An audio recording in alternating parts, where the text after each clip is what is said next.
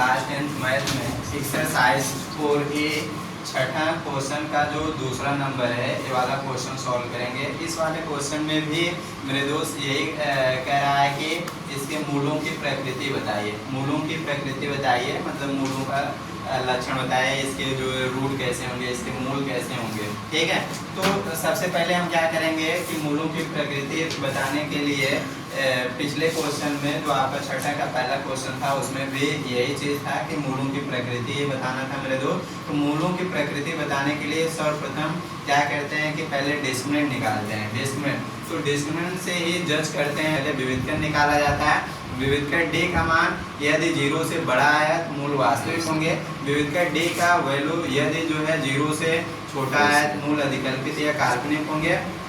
यदि विविधकरण डी का मान मेरे दोस्त 0 के बराबर आया तो मूल बराबर होंगे। तो यहाँ पर हम कह सकते हैं कि d इज ग्रेटर देन 0। देख लीजिए, यदि d इज ग्रेटर देन 0 इस कंडीशन में मूल वास्तविक होते हैं।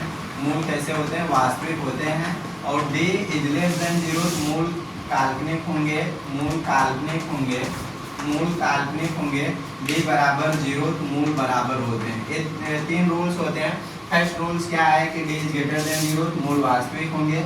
d इज लेस देन 0 तो मूल काल्पनिक होंगे। d बराबर 0 तो मूल बराबर होंगे। ये आपका पहला नंबर है, ये आपका सेकंड नंबर है, ये आपका थर्ड नंबर है।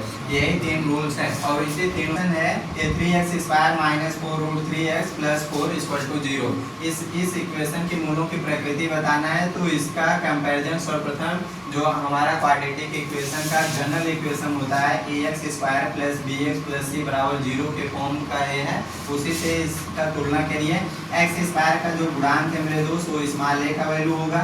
स्मॉल a बराबर कितना? 3 आ गया। x का है वो माइनस 4 रूट 3 है तो b बराबर माइनस 4 रूट 3। तो विविधकरण निकालिए। हम लोग जानते हैं चूंकि b नोड है, ऊपर 2 बिंदु नीचे 1 बिंदु, इससे चूंकि से रिप्रेजेंट करते हैं। चूंकि कैपिटल D बराबर b स्क्वायर माइनस 4ac होता है। b square minus 4ac। b का वैल्यू कितना? b का मान कितना है? Minus 4 root 3। अब यहाँ पर स्क्वायर चढ़ा है तो आप b स्क्वायर चढ़ा दीजिए। फिर उसके बाद माइनस 4 बीच में कोई साइन में हो तो मल्टीप्लाई। a का वैल्यू यहाँ से रख लीजिए 3। फिर यहाँ पर c का मान कितना है? 4 है।